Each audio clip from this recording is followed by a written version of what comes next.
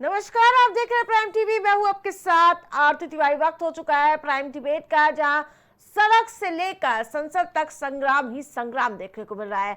जहां आज विपक्षी इंडिया ब्लॉक ने राष्ट्रपति जगदीप धनखड़ को पद से हटाने की मांग को लेकर राज्यसभा में अविश्वास प्रस्ताव पास किया और अडानी अंबानी सोरोस मुद्दे को लेकर भारी बवाल देखने को मिल रहा है। तो वहीं आपको बता दें कि दूसरी ओर बांग्लादेश में तख्ता पलट के बाद बदली हुई सरकार के डर के साए में हिंदुओं पर अत्याचार का मुद्दा अब भारत में उबाल मान रहा है, जिसको लेकर पूरे उत्तर प्रदेश में विरोध प्रदर्शन का नजारा देखने को मिल रहा है। सीएम योगी से लेकर बाबा बागेश्वर तक, पीएम मोदी से लेकर संघ प्रमुख मोहन भागवत के बयानों में एक ही संदेश है, एक है तो सेफ है। बांग्लादेश में हिंदुओं पर अत्याचार के खिलाफ भारत में लोगों का गुस्सा बढ़ता जा रहा है और हर दिन हिंदू संगठन सड़क पर उतरकर विरोध प्रदर्शन करते देखे जा रहे हैं। वहीं आज भी देश के अलग अलग राज्यों में ताबड़तोड़ प्रदर्शन की तस्वीरें सामने आ रही। दिल्ली, महाराष्ट्र, अहमदाबाद और हरियाणा में लोग सड़क पर उतरकर बांग्लादेश के खिलाफ प्रदर्शन कर रहे हैं। तो ये आपको अलग अलग तस्वीरें दिखा रहे हैं, जहां दिल्ली, महाराष्ट्र, अहमदाबाद, हरियाणा में प्रदर्शन देखने को मिल रहा है। लेकिन जुल्म के खिलाफ हुंकार जो भरते हुए नजर आ रहे, हिंदुओं पर हमले पर रोक लगे, हिंदुओं को धमकी देने पर रोक लगे। बड़ी मांग की गई है जहां बांग्लादेश में हिंदुओं की सुरक्षा सुरक्षित की जाए, आरोपियों के खिलाफ सख्त कार्रवाई की जाए। बड़ी जानकारी आपको बता दें, जहां लगातार बांग्लादेश के खिलाफ यानी कि जो सरकार है वहां पर तानाशाही की चलती हुई नजर आ रही है। अब उसके खिलाफ अब भारत में भी सुर उठने शुरू हो गए हैं। लेकिन जिस तरह से संसद की कार्रवाई शुरू हो चुकी है, लगातार हंगामे की भेंट 11वें दिन भी कार्रवाई चल गई। लेकिन जिस प्रकार से चाहे सत्ता पक्ष हो या विपक्ष गंभीर आरोप लगाते हुए नजर आ रहे हैं, तो वहीं इसी मुद्दे पर चर्चा के लिए हमारे साथ पैनलिस्ट भी जुड़े हैं। तो वहीं जिस प्रकार से लगातार बांग्लादेश में जो तस्वीरें खुलकर सामने आ रही है, ऐसी कारनामा खुलकर उजागर होता हुआ नजर आ रहा है, ऐसी बर्बरता देखने को मिल रही हिंदुओं के खिलाफ, जिसके बाद अब बांग्लादेश में बर्बरता के खिलाफ हिंदू आस्था पर आखिरकार चोट लगातार क्यों देखने को मिल रहा है, उस पर हमारे साथ पैनलिस्ट जुड़ चुके हैं। केसी जैन जी भारतीय जनता पार्टी से हमारे साथ जुड़ चुके हैं, डॉक्टर हरिनाथ उपाध्याय हमारे साथ कांग्रेस पार्टी से जुड़ चुके हैं, राजनीतिक विश्लेषक विनय तिवारी हमारे साथ जुड़ चुके हैं। हरिनाथ जी, 3 बड़े मुद्दों को लेकर प्रस्ताव लाया गया है सभापति के खिलाफ। काम रोको प्रस्ताव के नोटिस के पक्ष के लिए इस्तेमाल, सदन की कार्रवाई निष्पक्ष तरीके से नहीं चल रही है और विपक्षी दलों को सदन में बोलने नहीं दिया जा रहा है। बांग्लादेश के मुद्दे पर बाद में चर्चा करूंगी, लेकिन जो मौजूदा स्थिति है पहले उस पर आप खुलकर अपने बयान दीजिए, पार्टी का रुख साफ कर दीजिए।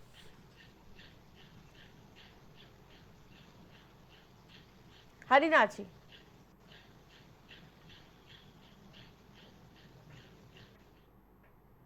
हरिनाथ जी, आवाज मिल पा रही है आपको? ठीक है। केसी जैन जी, जिस प्रकार से एक तरफ बांग्लादेश में हिंदुओं के साथ एक बर्बरता का आलम और हद पार होती जा रही है, दूसरी ओर 11वें दिन भी संसद की कार्रवाई हंगामे की भेंट चढ़ गई।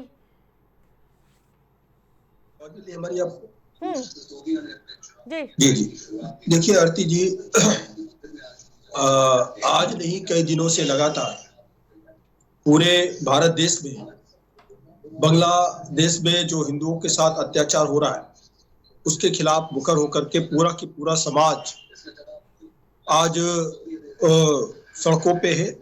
साथ ही साथ लगातार इन सारी घटनाओं का विरोध किया जा रहा है। देखिए, जिस प्रकार से यहाँ पर जो अल्पसंख्यक है उनका पूरा सम्मान है, संवैधानिक प्रक्रिया का पूरा सम्मान है, लेकिन बांग्लादेश में जब से तख्ता पलट हुआ है, तख्ता पलट होने के बाद से जो वहाँ पर स्थिति है बहुत ही दयनीय स्थिति है।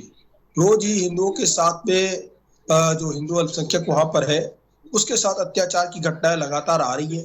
तो लगातार सरकार को चिताया जा रहा है कि सरकार चेते और सरकार वहाँ पर मानवाधिकारों की रक्षा करते हुए और जो अल्पसंख्यक वर्ग वहाँ पर हिंदू वर्ग है उसकी रक्षा करने का काम करें। दूसरी तरफ आपने जो बात कही है कि सदन के अंदर कार्रवाई को लेकर, ये सदन के अंदर लगातार हंगामा हो रहा है।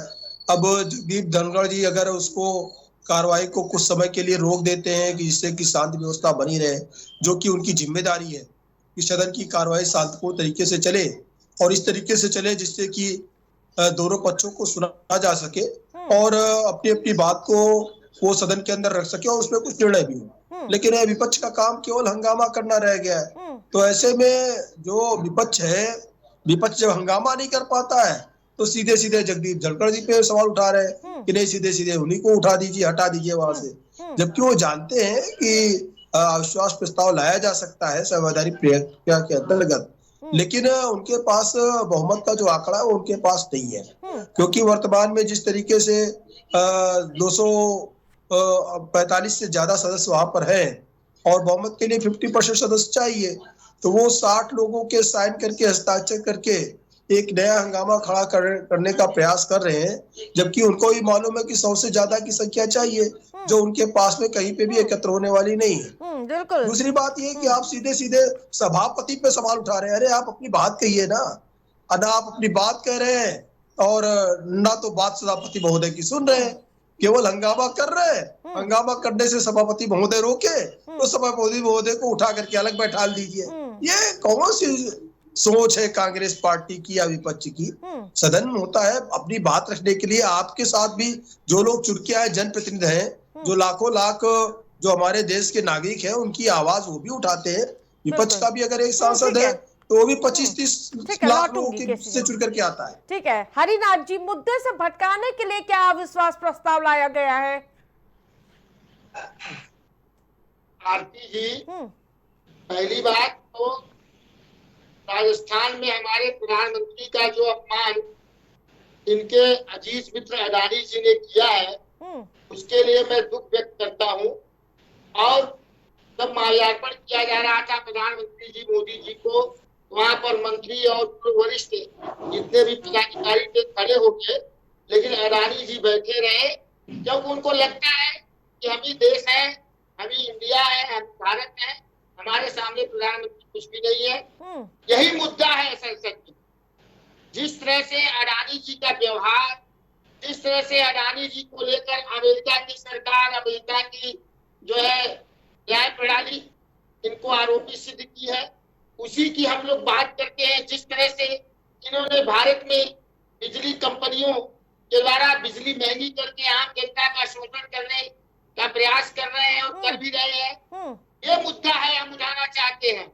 तो ये जो है बीच में जो है ये मुद्दा न उठ पावे, इसलिए विदेशी पत्रकारिता जो है सोरोसिस और OCCS क्या ला देते हैं। ऐसा है कि जो फ्रांस की पत्रिका है मीडिया पार्ट्स, उन्होंने इस बात से इनकार किया है कि हमारी रिपोर्ट के आधार पर भारत राज्य तय करे। ये बात अलग है कि इसी मीडिया पार्ट ने राफेल के मामले में घुसखोरी और भ्रष्टाचार को उठाया। उस समय इसकी बात को ये लोग गलत मान रहे थे, जबकि मीडिया पार्ट ने जो बात कही है उसमें भारत और भारत के नेताओं का कहीं भी नाम नहीं है। ये एकदम तरह से चतराई पे उतर गए हैं, उठी बात बोलते हैं जिसके मूल मुद्दे से संसद को भटकाया जा सके और संसद में अडानी और अन्य जरूरी मुद्दे, चाहे संबल हो, चाहे मणिपुर का हो, चाहे किसानों का मुद्दा हो, एक पर भी चर्चा न हो और ये संसद का सत्र समाप्त हो जाए। जहाँ तक आप आदरणीय सभापति की बात कर रहे हैं, हमारे केसी जैन जी सभापति जब से बने हैं, इस तरह से इन्होंने राज्यसभा की गरिमा को गिराने का काम किया है, इतना पहले कभी किसी सभापति के कार्यकाल में नहीं हुआ। ठीक है केसी जैन जी, जवाब दे दीजिए। क्या बीजेपी खुद को सोरोस लिंक के आरोप का जवाब देगी क्या? सदन में आकर मंत्री का पीठ थपथपाते हैं, ये दोहरा चरित्र समझ में नहीं आता। आप खुद गिर गए क्या सोरोस मुद्दे पर? केसी जैन जी बात करते हैं, पक्षपातपूर्ण मौका जिस राफेल मुद्दे की बात ये कर रहे हैं, दरअसल लंबे समय तक भारत देश में राफेल जो लड़ाकू विमान है नहीं आ पाए, केवल सौदेबाजी करते रहे और घोटालेबाजी करने के फिराक में कांग्रेस रही, घोटाला नहीं कर पाई इसीलिए राफेल नहीं आ पाया। जब भारतीय जनता पार्टी की सरकार आई तो मोदी जी ने जिस राफेल को ये लाना चाहते थे उससे अच्छे स्तर का राफेल लाने का काम किया। उसको नए यंत्रों के साथ उसको सुसज्जित किया गया है, उसमें कई सारे नए पार्ट्स जोड़े गए हैं, मिसाइलों से हमला करने का है और तमाम सारी चीजें हैं। अत्याधुनिक राफेल समय समय के साथ मॉडर्नाइजेशन होता है, हर एक यंत्र में हर एक मशीनरी में मॉडर्नाइजेशन होता है और उसको लाने का काम किया और उसको ये लेकर के सुप्रीम कोर्ट तक गए। सुप्रीम कोर्ट ने भी इनको लथाड़ लगाई कि इसमें किसी तरीके का कोई घोटाला नहीं है और बड़े स्तर पे उसकी जांच हुई, जांच में भी कोई घोटाला नहीं पाया गया। अब ये कह रहे नहीं राफेल में घोटाला हो गया, तो मनमानी तरीके से आप कुछ भी कह दे, क्या वो सही हो जाएगा? क्या इसको तय कौन करेगा घोटाला हुआ कि नहीं हुआ? भाई जांच एजेंसियां तय करेंगी, जांच में कहीं नहीं पाया गया और साथ ही साथ सुप्रीम कोर्ट ने आपको लथाड़ लगाड़ा, तो आप किसी की बात तो मानेंगे? केवल आपके आरोप लगा देने से, हमारे कह देने से कि नहीं हम सही है, दोनों बातें गलत है। जब एजेंसियों ने स्पष्टीकरण कर दिया उसके बाद तो कुछ बचता नहीं। नंबर एक। दूसरी चीज आप जो कह रहे हैं कि जब से ये बैठे जगदीप धनखड़ जी तब से विवाद पैदा कर रहे हैं। अरे देखिए, किसानों के लिए आप बात कर रहे हैं, किसानों के लिए तो आपने कुछ किया ही नहीं। आपके समय में तो किसान हर वर्ष 14,000 किसान सुसाइड करता था। आज उन सारी चीजों पे रोक लगी है। किसान आज संपन्नता की ओर बढ़ रहा है, किसान आज संतुष्ट है। और रही बात किसानों की, बिना बात के ही जो 3 बिल थे तीनों बिल वापस हो गए। क्या लगातार किसानों से वार्ता हुई? तो देखिए किसान संतुष्ट है, लेकिन क्या है कांग्रेस को हजम नहीं हो पा रही है बात, इसलिए कांग्रेस लड़ाने का प्रयास कर रही है किसानों से। ठीक है, विनय जी भी जुड़े हैं। विनय जी, जिस प्रकार से एक तरफ पूरी तरह से 11वें दिन भी संसद हंगामे की भेंट चढ़ गई, सत्ता पक्ष कह रहा विपक्ष नहीं चलने दे रही है, विपक्ष कह रहा सत्ता पक्ष नहीं चलने दे रही है, लेकिन जो मुद्दे हैं असल के बांग्लादेश में किस तरह से हिंदू के खिलाफ अब गतिरोध देखने को मिल रहा है, वहां पर टीका नहीं लगाने दिया जा रहा है क्योंकि उन पर संकट है। और इसके साथ साथ कई ऐसे मुद्दे हैं, किसान लगातार कह रहे हैं कि हम प्रदर्शन करेंगे, उनकी बात कौन करेगा ऐसे ही अगर संसद का सत्र स्थगित किया जाएगा तो? विनय जी। आरती जी नमस्कार। देखिए, आपने 2 महत्वपूर्ण विषय एक साथ आए हैं। एक तो बांग्लादेश में जो हिंदुओं के ऊपर जो जुल्म हो रहे हैं, वहां पे जो नरसंहार हो रहा है, इसमें कोई दो राय नहीं है कि वहां पे हिंदुओं के साथ जो भी बर्बरता की जा रही है वो मानवता के दृष्टि से कहीं से भी उचित नहीं है। उसकी जितनी निंदा की जानी चाहिए, जितना विरोध करना चाहिए, वो अभी कम है। उस हिसाब से चूंकि हिंदुस्तान हिंदू बाहुल्य क्षेत्र है, देश है और हमसे सटा हुआ है बांग्लादेश, जो अभी पुरानी सरकार थी बांग्लादेश की, वहां पे हिंदुस्तान सरकार से बहुत अच्छे संबंध थे, लेकिन वहां एक राजनीतिक घटनाक्रम खासकर विपक्षी पार्टी और कुछ विदेशी शक्तियों के द्वारा आयोजित किया गया और वहां पे सरकार को अपदस्थ किया गया। तब से लगातार वहां पे हिंदुओं को जो है टारगेट किया जा रहा है। फिर कम से कम एक अच्छी चीज है कि कम से कम वहां के हिंदू वहां प्रतिरोध कर तो रहे हैं, ठीक, लेकिन अभी उनको जिस तरीके से एक विश्व स्तर से, चाहे संयुक्त राष्ट्र संघ हो या खासकर हिंदुस्तान जैसे हिंदू बाहुल्य देश हैं, उनकी सरकार, हिंदुस्तान सरकार जिस तरीके का हस्तक्षेप करना चाहिए, मेरे हिसाब से वो हस्तक्षेप अभी वो नहीं कर पा रहे हैं। क्या राजनीतिक कमियां हैं ये तो सरकार और सरकार में बैठे लोग बताएंगे कि उनके पास क्या मजबूरी है, लेकिन हिंदुस्तान सरकार को इसमें त्वरित और जितनी कठोर हस्तक्षेप जितना करना चाहिए उनको करना चाहिए, क्योंकि हिंदुओं के लिए अगर हिंदुस्तान से आवाज नहीं उठेगी तो वर्ल्ड में कहां से उठेगी, इसकी अपेक्षा करना बेवकूफी होगी। बिल्कुल ठीक है। दूसरा मुद्दा आपका है जो संसद भवन का है। देखिए, संसद भवन अभी इतने दिन से जो है नहीं चल पा रहा है, खासकर अभी लोकसभा भी ले लीजिए, राज्यसभा ले लीजिए। सर 11वें दिन लगातार हंगामा, हर दिन की कार्रवाई, लाखों रुपए फर्जी जा रही है पैसे।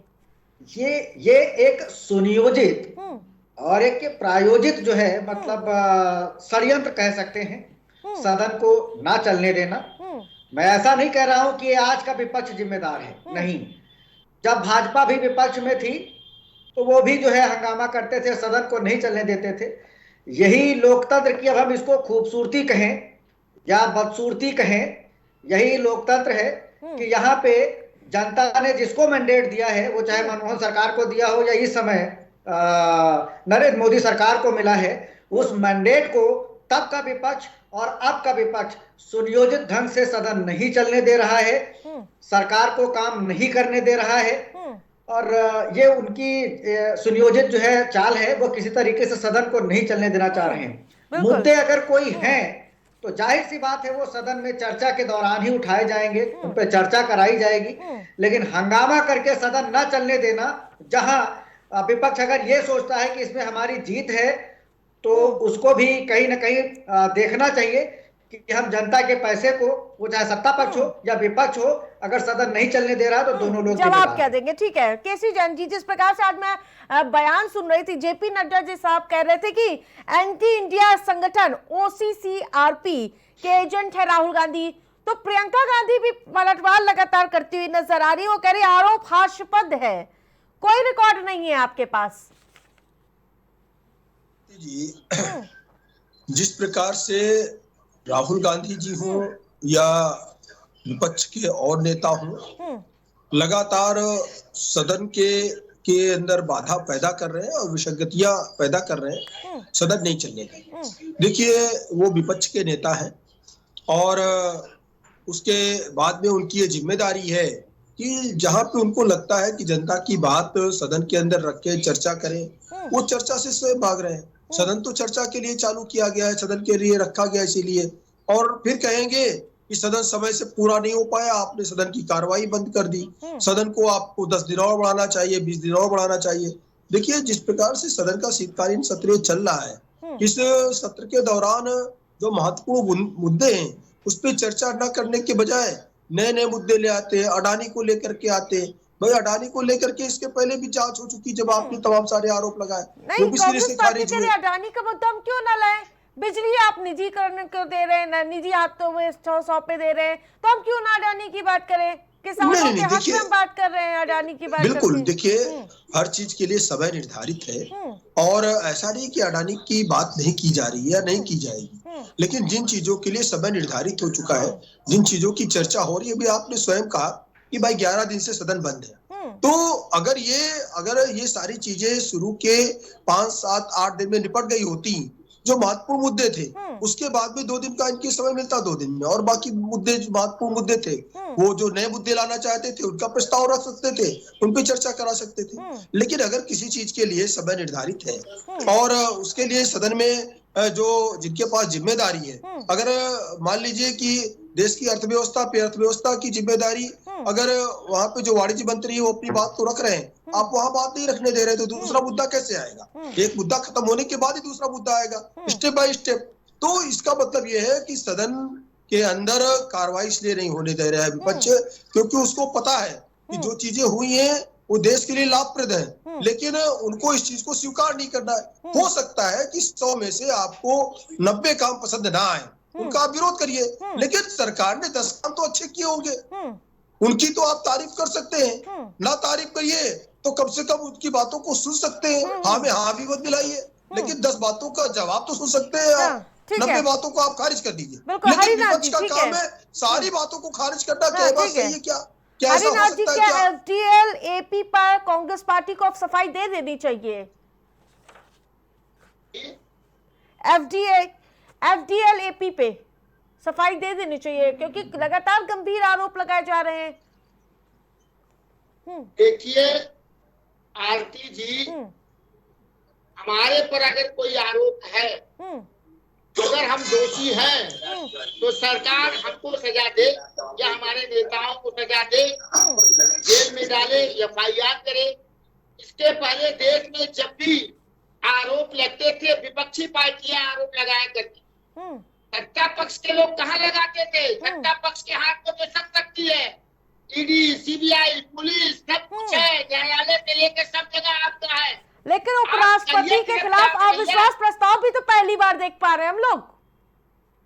ये ऐसा पहली बार हुआ कि उपराष्ट्रपति महोदय राज्यसभा के सभापति के रूप में विपक्षी नेताओं का अपमान करते हैं। आप आरती जी, आप कह रहे हैं जैसे कि हमारी नेता प्रियंका जी ने कहा है क्यों न उठाए अडानी का मुद्दा। आप बताइए, हम लोग अडानी के मुद्दे पर आदरणीय राहुल गांधी जी कितने साल से कह रहे हैं। अब अमेरिका में दोषी सिद्ध हुए, हमारे देश में उसकी जांच नहीं हो रही है क्योंकि यहाँ पर उसको बचाया जा रहा है। हमने संसद में उठाए, न मीडिया ने उठाए, कहीं न उठाए, उनकी जांच न हो। जब अडानी की हम बात करें तो प्राइवेट वकील आ जाते हैं, जबकि उनको कहते हैं कि हम उनके वकील है नहीं। विभिन्न प्रकार के मंत्री आ जाते हैं सत्ता पक्ष से उनका बचाव करने के लिए। ये लोग होते हैं देश की जनता के प्रतिनिधि है, सरकार है कि अडानी जी की है। आप बताइए, इस देश में जो भी समस्या है, चाहे सदन नहीं चल रहा है, चाहे बेरोजगारी है, चाहे महंगाई है, बिजली की महंगाई है, किसानों के मुद्दे हैं, सब में कहीं न कहीं अडानी जी प्रत्यक्ष और अप्रत्यक्ष इन्वॉल्व है। किसान को एमएसपी नहीं दी जा रही है कि अडानी जी अनाज जो है कम दाम पर खरीदे, नहीं अधिक पैसा देना पड़ेगा। बिजली महंगी हो रही है क्योंकि अडानी जी की कंपनी अधिक वसूल रही है। विभिन्न प्रकार के आप बिजली का बिल देखिए, उसमें कितने प्रकार के सरचार्ज लग रहे हैं, कितने प्रकार के टैक्स उसमें लग रहे हैं। आप अगर हम दोषी है तो हम लोग कहेंगे ना, ठीक है, कैसी एजेंसी से जवाब लूंगी, लेकिन उससे पहले विनय जी, ठीक है, लौटूंगी, ठीक है, हरिनाथ जी, ठीक है, टीवी बना के आप बहस करेंगे, झूठी बात करेंगे, फैलाएंगे, क्या आपके सही मुद्दे जो है दब जाए। ठीक है विनय जी, जिस प्रकार से सीधा आरोप है कि जिस तरीके से कार्रवाई चलनी चाहिए, जो विपक्ष का शस्त्र होता है वो पक्ष के हित में काम करते हैं, विपक्ष के साथ पक्षपाती रवैया अपनाया जाता है धनखड़ के ओर से।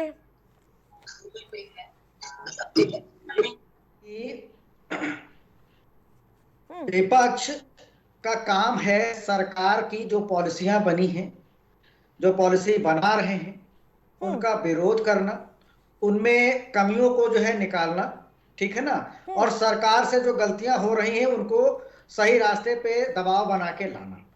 ठीक, विपक्ष का काम ये कतई नहीं है कि वो खुद पॉलिसी बनाए, जनता ने उसको मैंडेट पॉलिसी बनाने के लिए नहीं दिया है। ठीक, पहली चीज। दूसरी चीज एक ये है कि अगर अडानी, मैं मानता हूं कि विपक्ष अगर अडानी को बेनकाब करना चाहता है तो क्या वो ऐसे ही हंगामा करते करते सत्र दर सत्र हंगामा।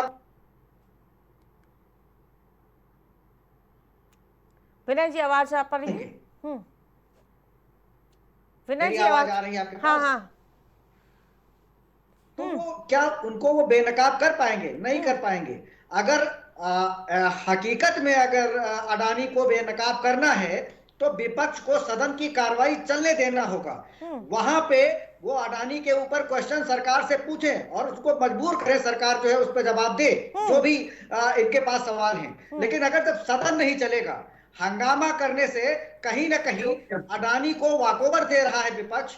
जब तक सदन नहीं चलेगा, वहां पे बात नहीं होगी, वहां पे चर्चा नहीं होगा, ये सत्र ऐसे ही निकल जाएगा और जो महत्वपूर्ण बिल हैं उन पे भी चर्चा नहीं होगी। केवल और केवल अडानी को वॉकओवर ही नहीं, अडानी देखिए, जब तक दोनों पक्ष साथ में चर्चा नहीं करेगा अडानी के ऊपर चर्चा ही नहीं हो सकती है। अब वो सही है या गलत, जब चर्चा होगी तभी सरकार का पक्ष सामने आएगा। लेकिन सदन ही नहीं चलेगा तो हमें नहीं लगता है कि अडानी का मुद्दा कुछ क्लियर हो पाएगा और जो और महत्वपूर्ण जो बिल हैं उन पे भी कोई चर्चा हो पाएगी। अब आप देख पा रहे हो विनय जी, जगह जगह लोगों का गुस्सा देखने को मिल रहा है बांग्लादेश को लेकर। लोग तख्तियां उठाकर आ रहे हैं कि भाई इंसाफ दो। जिस प्रकार से वहां की जो तस्वीरें आ रही हैं वो वाकई में डराने वाली है। लेकिन मुद्दा है अडानी सोरोसा, ये भी काफी चिंता का विषय विनय जी।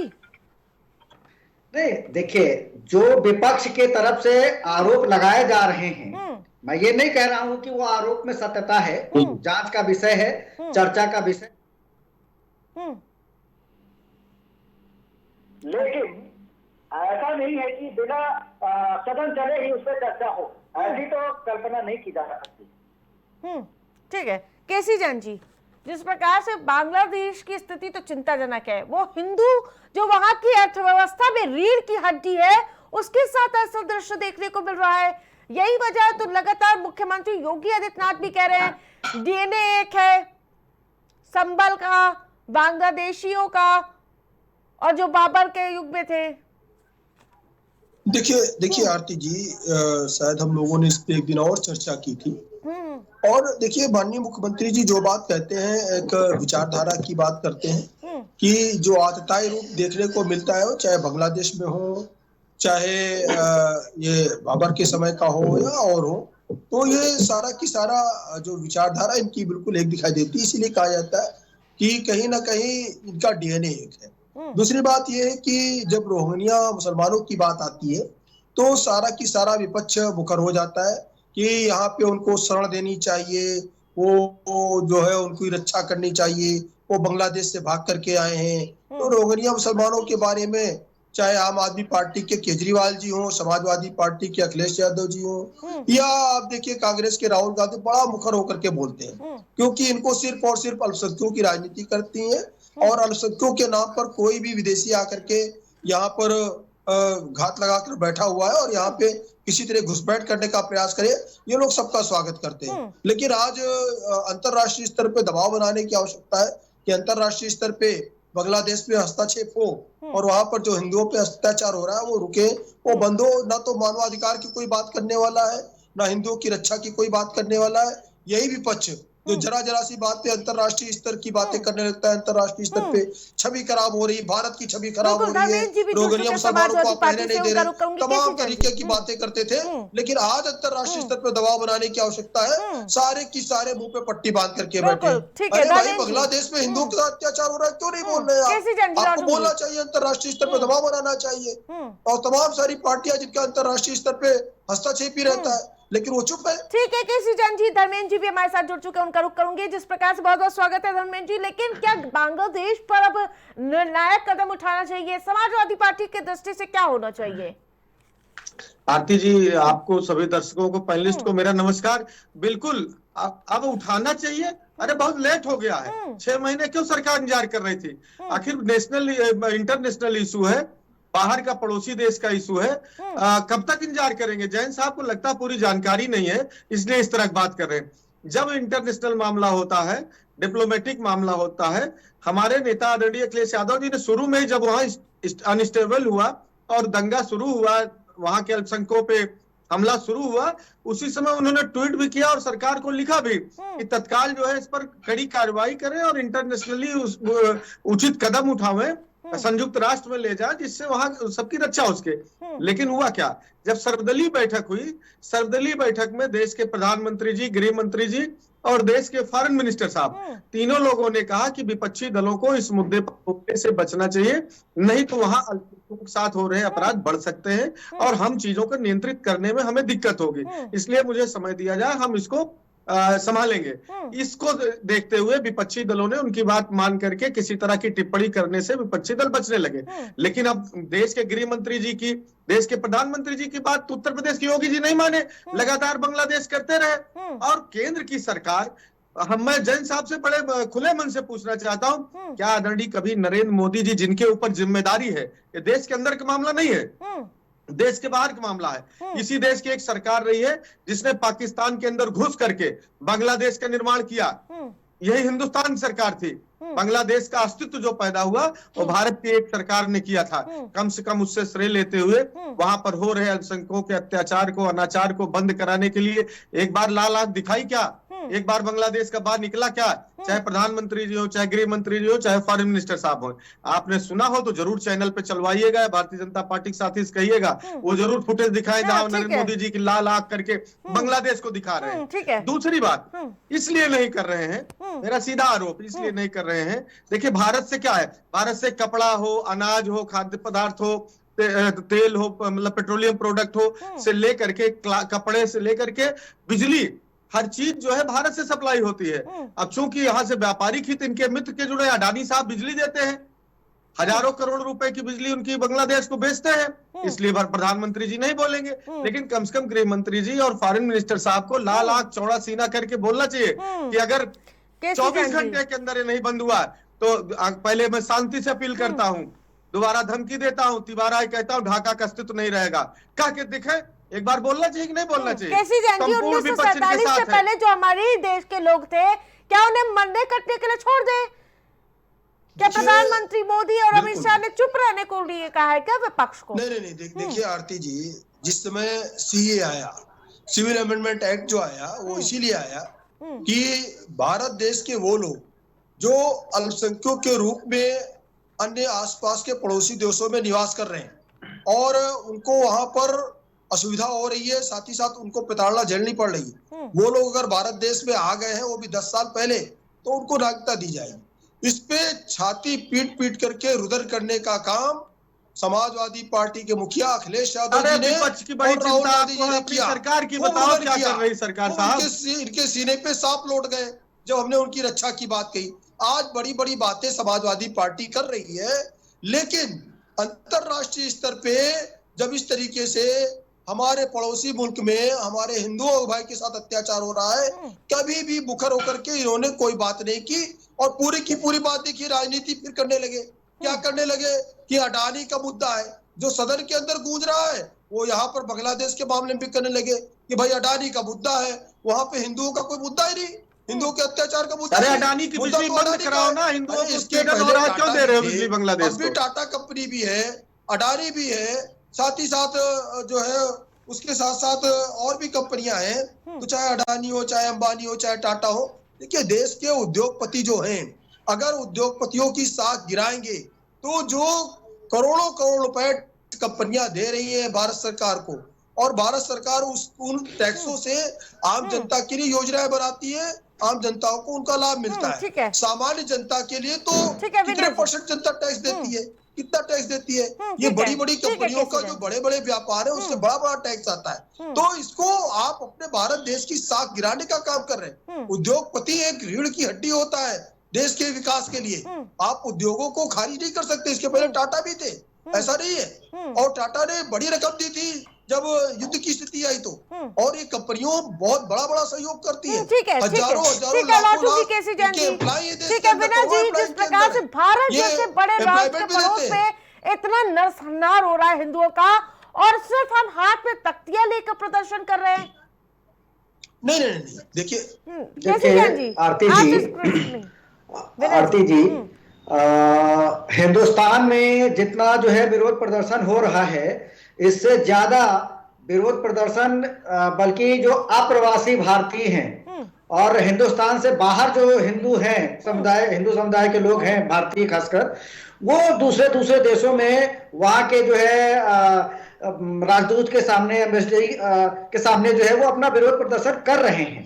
हिंदुस्तान में भी विरोध प्रदर्शन हो रहा है। देखिए इन विरोध प्रदर्शन से होना कुछ नहीं है। देखिए अभी भाई धर्मेंद्र जी जो बात कर रहे थे कि बहुत पहले एक्शन लेना चाहिए था सरकार को, देखिए इसमें कोई दो राय नहीं कि सरकार अपना डिप्लोमेटिक चैनल और जिस तरीके से उसको बात करनी चाहिए, वो हाथ पे हाथ तो खैर धरे नहीं बैठी होगी, बात तो कर ही रही होगी। लेकिन ये भी एक सत्य है कि भारत सरकार को, जो पड़ोसी मतलब बांग्लादेश का पड़ोसी है और हिंदू बाहुल्य देश है, और इतनी मजबूत सरकार, आपके विश्व स्तर पे आपकी इतनी मजबूत पकड़, उस हिसाब से अगर देखा जाए तो भारत सरकार का जो कार्रवाई थी, जो प्रतिक्रिया थी, वो उतनी कठोर नहीं हुई।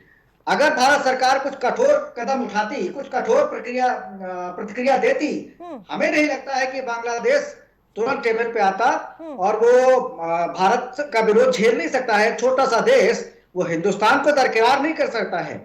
इसलिए कहीं ना कहीं सरकार को जो भी चैनल उसने वो बना रखे हैं जहां से वो प्रक्रिया बातचीत कर रहे हैं, उनपे और त्वरित कार्रवाई करनी चाहिए और कठोर कार्रवाई करनी चाहिए, क्योंकि हिंदुस्तान से अगर आवाज नहीं उठेगी तो विश्व के किस कोने से आवाज उठेगी बांग्लादेश के हिंदुओं के लिए।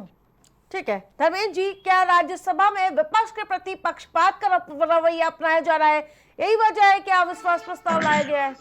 धर्मेंद्र जी देखिए आरती जी, पहले तो विनय जी से मैं पूर्णतः सहमत हूँ कि सरकार समय रहती चेतती, या कितना इंतजार करेगी, 6 महीने तो बीत चुके हैं। कम से कम बांग्लादेश के अल्पसंख्यकों का, दुनिया किसी कोने में होने वाले अल्पसंख्यकों के उत्पीड़न के खिलाफ समाजवादी पार्टी रहती है, और सरकार को चाहिए था कि बांग्लादेश के मामले में कड़ा स्टेप अपनाए। मैं नहीं कहता हूँ पहले दिन जाके वहां गोला बम चला दे, पहले रिक्वेस्ट करे, फिर धमकी दे, दबाव दे, आर्थिक बहिष्कार करे, या जो भी स्टेप कदम। दूसरी बात देख रहे होंगे बस्ती जला दी जा रही है खड़े। आरती जी हमने कुछ नहीं किया इसलिए उनकी हिम्मत हो रही है। अगर हम कुछ किए होते और एक कहे होते, अगर नहीं मानोगे 24 घंटे में नहीं रुकेगा, ढाका नहीं रहेगा, देखिए उसकी हिम्मत नहीं थी कि वो जो है न मानते। खैर, अब वो सरकार को चाहिए वो क्या चाहते हैं, चूंकि लाखों पे राजनीति करने वाले लोग हैं, वहां के वीडियोज का हिंदुस्तान के चुनाव में इस्तेमाल करने वाले लोग हैं, तो इनकी जो मानसिकता है वो यही जाने। दूसरी बात, राज्यसभा के राज्यसभा का आपने सवाल पूछा था, आरती जी आपने देखा होगा, अंतरराष्ट्रीय स्तर पर दबाव सुन लीजिए, जवाब दीजिएगा। जवाब जिम्मेदारी केंद्र की है बांग्लादेश के मामले में, आप बच नहीं सकते, विपक्ष के कंधे तीर मत चलाइए। राज्यसभा के अंदर, हिंदुओं की लाशों पर राज्यसभा के अंदर यहाँ पर भी आप जाति ढूंढने लगते हैं, किस जात का आतंकवादी था, किस जात अरे दूसरों से कब तक उंगली उठाओगे? सरकार आपकी है जैन साहब, जो कुछ करना है आपको करना है, क्यों दूसरों से उंगली उठा रहे हो? अरे कुछ तो दूसरों, हिंदुओं की जवाब सुन लीजिए, आपको ठीक है, एक साथ जवाब इस तरीके की बातें बोलने सुन लीजिए, व्यग्र मत होइए। देश के हिंदुओं के बारे में जिम्मेदारी आपकी, जिम्मेदारी बांग्लादेश के अंदर आतंकवादियों के मुकदमे वापस लेने का बांग्लादेश के अंदर जब पहले हुआ दंगे होने लगे और भारत के बॉर्डर पर हजारों आकर के पनाह मांग रहे थे, तो कौन कहे पनाह देने के आपने एक प्लेट भी देने, एक प्लेट भोजन भी देना उचित नहीं समझा, एक पैकेट पानी भी उचित नहीं दिया? आपको पूरे देश में देखा है, समय आने में जवाब देगा। जो मंदिरों में राज्यसभा का आपने सवाल किया था, अरे इनको चुप कराइए, इस तरह थोड़ा। अरे यही आग दिखाओ आपने दिल्ली की सरकार को, कहो इतनी आग लाल जितना आप दिखा रहे हैं, इतना अगर आग दिखा देते बांग्लादेश को तो बांग्लादेश शांत हो गया होता। सिर्फ और सिर्फ पॉलिटिक्स किस कटोरे में खड़ा कर रहे हैं? अरे धिक्कार है आप पे, थू है आप पर, इस तरीके की बातें कर रहे हैं। थू तुम पे, सरकार तुम्हारी है बांग्लादेश में, इतना धिक्कार सरकार को जल्दी से समय व्यस्त करें। अरे शांत कराइए। देखिए किस तरह से राज्यसभा के अंदर विपक्ष हफ्तों मांग कर रहा था, अडानी को लेकर के पूरे दुनिया में बदनामी हो रही है, एक न्यायालय ने वारंट कर रखा है, और जब जांच चल रही थी सेबी ने इनसे पूछा, मेरी बात पूरी हो जाए, सेबी ने इनसे पूछा कि आपके खिलाफ जांच चल रही है, आप अपना स्टेटमेंट दें। इन्होंने रॉन्ग एफिडेविट दिया सेबी में, भारत की सेबी में, कि मेरे खिलाफ कोई जांच नहीं चल रही है, जबकि अमेरिका में जांच चल रही थी, उस जांच के आधार पर वारंट जारी हुआ। लेकिन उस पर चर्चा कराने के लिए माननीय राज्यसभा के सभापति महोदय तैयार नहीं थे, इतने महत्वपूर्ण इशू पर, संभल पर तैयार नहीं थे।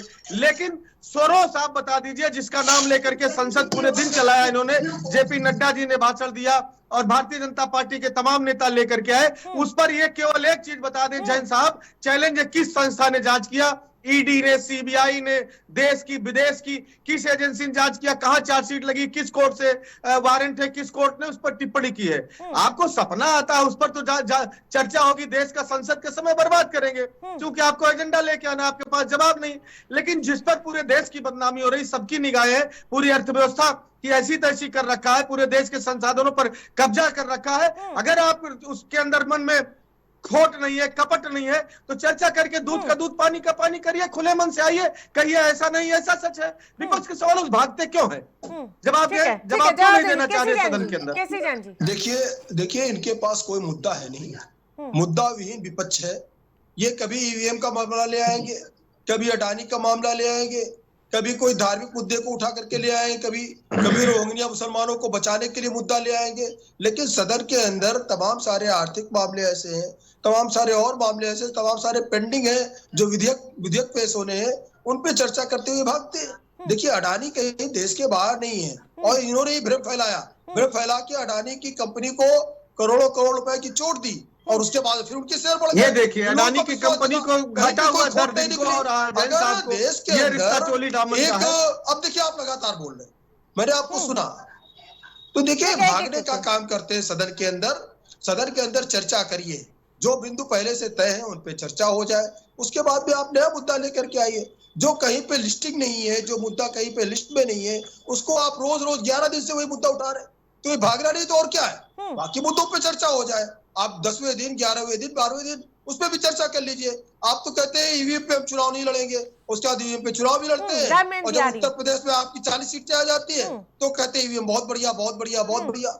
जब 2012 में सरकार बन जाती समाजवादी पार्टी की तो ईवीएम बहुत बढ़िया बहुत बढ़िया बहुत बढ़िया। हिमाचल में सरकार बन जाती कांग्रेस की, ईवीएम बहुत बढ़िया। लेकिन वही ईवीएम जब इनको हार का सामना करना पड़ता है, जब इनको जनता स्वीकार कर देती है तो कहते हैं ईवीएम बहुत खराब है, ईवीएम पे चर्चा करिए, आप बैलेट पेपर पर चर्चा नहीं कर रहे। इसलिए तमाम तरीके के मनगढ़ंत ऐसी चीजें लेके आए जिससे कि सदन के सामने जो महत्वपूर्ण मुद्दे उस पर चर्चा ना हो पाए, देश के विकास की पे चर्चा ना होने पाए, महत्वपूर्ण जो विधेयक पेश होने उस पर चर्चा ना होने पाए, उससे भागने के लिए विवादित मुद्दा जानबूझ के मनगढ़ंत मुद्दा लेकर के आते हैं। आप ये बताइए कि आपने इसके पहले जब अडानी की कंपनी पे सवाल उठाए, अडानी के शेयर्स धड़ाम हुए और उसके बाद में कहीं कुछ नहीं पाया गया जांच में, एक फॉरेन कंपनी के सर्वे को आपने सही मान लिया। ठीक है धर्मेंद्र जी, जल्दी से काउंटर करिए। और देखिए कंपनी फिर बड़ी आरती जी, आप देखिए कितना दोहरा रवैया है। अरे हमारा मनगढ़ंत मुद्दा है, संसद के अंदर जवाब देने क्यों भाग रहे हो? देश का नुकसान होता है। और एक चीज आप बताओ, बांग्लादेश पे इनकी बयान दिया, किस एजेंसी जांच किया, केवल इनको जो इनके मन में आ जाए। आखिर आप बताइए किस लिस्ट में था जांच हो जो आपने समझ लिया, संसद समझ आया किया। और कम से कम जैन साहब को सुन लीजिए, जैन साहब नेताओं को पढ़ के कांग्रेस पार्टी ने 65,000 करोड़ रुपए सरकारी पैसा क्यों लगा दिया अडानी की कंपनी में राजस्थान में? ठीक है केसी जैन जी सुन लीजिए। केसी जैन जी कम से कम अपने विपक्ष की राजनीति करने वाले बड़े नेताओं को अगर पढ़ के आए होते, सुन के आए होते तो इस तरह जवाब नहीं देते। क्योंकि विपक्ष की राजनीति में ना मोदी जी रहे, ना अमित शाह जी रहे। इनको सुषमा स्वराज को सुनना चाहिए था, इनको अरुण जेटली साहब सुनना चाहिए था, इनको अडवाणी जी सुनना चाहिए था। अच्छा बताते जेटली जी जानते क्या कहा? संसद के अंदर नकल करने के लिए कर रहे हैं। मत होइए भाई, विरोध का कोई कारण नहीं है। अगर आवाज नहीं जाएगी तो फिर आप बोल लीजिए। अडानी जी विरोध आप बोल लीजिए, जो है जब सुनने हम लोग आए जवाब लेना नहीं दिया, तब सुषमा स्वराज जी नहीं गले में उन्होंने गले में लहसुन डाल के विरोध कर रहे हैं। वही विरोध आप कर रहे हो, नहीं आता कर रहे हैं प्रचार करो। मतलब आज के मुद्दों से कोई मतलब नहीं। आंख लाले बिल्ली आप की 10 हो साल गई पहले है, के मुद्दे लेकर के आप विरोध कर रहे हो। संसद के अंदर जब चर्चा नहीं कराओगे, बांग्लादेश के सामने तुम्हारी जबान नहीं खुल रही है। सुनिए, जेटली जी ने कहा था संसद को इंटरप्ट करना स्वस्थ डेमोक्रेसी का हिस्सा है। ये अरुण जेटली जी का बयान है, पढ़ लीजिएगा। बिल्कुल इंटरप्ट करिए, ये सुषमा स्वराज जी का बयान है। मुद्दा है आपके पास, जबान बंद करके आओ, मुद्दा है आपके पास। बुनियादी सवालों पर जवाब नहीं देना पड़े। क्या भागते हो जवाब देने से? अगर आपके अंदर बाहर होना चाहिए, नहीं होना चाहिए, आप ईमानदार हैं, उनकी सारे सवालों का सामना करिए। उनकी पूर्ति बंद होनी चाहिए, नहीं बंद होनी चाहिए भारत देश। लेकिन आपकी झूठ और चोरी को वहाँ भाषण सुनने कोई नहीं आता। संसद का मूल्य समय है जनता के बुनियादी सवालों का, जनता के सांसदों के क्षेत्र के सवालों का, क्षेत्र के आर्थिक विकास का, ठीक है लास्ट कमेंट सवाल उठेगा। ठीक है विनय जी लास्ट कमेंट। ठीक है विनय जी। देखिए आरती जी, जब दो बच्चे जिद पे आ जाएं तो उनके बीच बराव करना कठिन लगता है। इस समय चाहे पक्ष हो या विपक्ष, ठीक है, वो जब तक झुकेंगे नहीं, एक दूसरे का सम्मान नहीं करेंगे, समय नहीं देंगे, चर्चा नहीं करेंगे। वो मैं ये नहीं कह रहा हूं कि अडानी का मुद्दा कहीं से कमजोर है। अगर विपक्ष पूरी ताकत के साथ उस मुद्दे को उठा रहा है तो सरकार को भी उस पर चर्चा करनी चाहिए। लेकिन इसका मतलब ये भी नहीं है कि केवल हिंदुस्तान में अडानी का ही मुद्दा इंपॉर्टेंट है, मुद्दे और भी हैं, सब पे चर्चा होनी चाहिए। लेकिन ये तभी होगा जब सदन चलेगा। शायद आज की डेट में चाहे वो विपक्ष हो या पक्ष हो, ये दोनों सदन नहीं चलाने के लिए शायद अपने लिए अनुकूल पिच मानते हैं, इसीलिए वो सदन नहीं चल रहा है और चर्चा से पक्ष भी दूर है और विपक्ष भी दूर। बिल्कुल, विपक्ष भी दूर है, पक्ष भी दूर है। केसी जैन जी जल्दी से लास्ट कमेंट। देखिए, सदन को चलने देना चाहिए। और रही बात ये कि जिन चीजों पे जिद करके विपक्ष बैठा है उनका भी अवसर आएगा। लेकिन 10-10 दिन 11-11 दिन आप सदन का इतना बड़ा महत्वपूर्ण समय आप बर्बाद कर रहे हैं। प्रतिदिन करोड़ों रुपए सदन के अंदर खर्च होता है, प्रति घंटे लाखों रुपए का खर्चा आता है सदन चलाने में। तो देश की गाड़ी कमाई का पैसा है, साथ ही साथ देश की विकास के लिए सदन ही सबसे महत्वपूर्ण जगह है जहाँ पे योजनाएं बनती हैं कि किस प्रदेश के लिए कहाँ पर किन योजनाओं को लाना आवश्यक है। विधेयक पेश होते हैं, उस पर चर्चा होती है, सदन के महत्वपूर्ण समय का इस्तेमाल करिए, न कि वाद विवाद में उस समय को बर्बाद करिए। आपको लगता है कोई महत्वपूर्ण मुद्दा है, उसके लिए सदन के अंदर समय तय करिए, और देखिए आरती जी इसके पहले पूर्णकालिक सांसदों में जो कार्यकाल रहे हैं 200 तक कार्य स्थगन प्रस्ताव लिए गए हैं। ये ऐसी हठधर्मता वाली सरकार है कि एक भी नहीं लिया। पहले के जो पहली संसद थी उसकी अपेक्षा संसद के कार्य दिवस 1/3 हो गए। 146 से अधिक एमपी, 200 से अधिक बार 146 से अधिक एमपीओ को सस्पेंड किया। ये तो इनका अनडेमोक्रेटिक चेहरा है। अगर समय होता तो मैं पूरा डाटा देता, लेकिन आप बताइए, ठीक है सबकी जिम्मेदारी, लेकिन क्या चर्चा कराने से क्यों भाग रहे हैं? अगर विपक्ष कोई उठा रहा है तो 2 घंटे का समय देके 1 घंटे का समय देके चर्चा कराइए, और जो आपको बोलना हो बोलिए। संसद अपना एक जो विपक्ष का नेता होगा वो उसके पास जो जानकारी होगी वही तो फ्लोर पे रखेगा, कि गलत बातें रखेगा। क्यों डर रहे हैं? कौन सी चोरी किया है जो संसद के फ्लोर पर आ जाने से आपका बंडा फूट जाएगा? आप डर रहे हैं ना, इसीलिए चर्चा नहीं कराना चाहते। विनय जी ठीक कहा, सारी चीजों की चर्चा कराइए, अगर चर्चा कराइए। संसद के दिन कम है, संसद के दिन बढ़ा लीजिए। और कामों से ज्यादा महत्वपूर्ण है कि चीजें जनता के बीच में जाए, हर विषय पर चर्चा हो। आप स्वरोज भी कराइए, अडानी भी कराइए, संबल भी कराइए, आर्थिक नीतियों कराइए, डेवलपमेंट में भी कराइए, देश के व्यवस्था कराइए, बांग्लादेश में कराइए, क्योंकि दोनों जिद पर अड़े हुए हैं। आप सभी पैनलिस्ट का मैसेज जुड़ने के लिए बहुत बहुत धन्यवाद। तो जिस प्रकार से विपक्षी दल लगातार गंभीर आरोप लगाता हुआ नजर आ रहा है, उपराष्ट्रपति जगदीप धनखड़ को पद से हटाने की तक मांग हो गई है। राज्यसभा में अविश्वास प्रस्ताव लाने की तैयारी की जा रही है, और अडानी और अंबानी सोरोस मुद्दे को लेकर भारी बवाल आज भी देखने को मिला है। लेकिन क्या ये बवाल अभी आगे भी चलता रहेगा, ये देखना काफी दिलचस्प रहेगा। प्राइम डिबेट में मेरे साथ फिलहाल इतना ही। देखते रहिए प्राइम टीवी।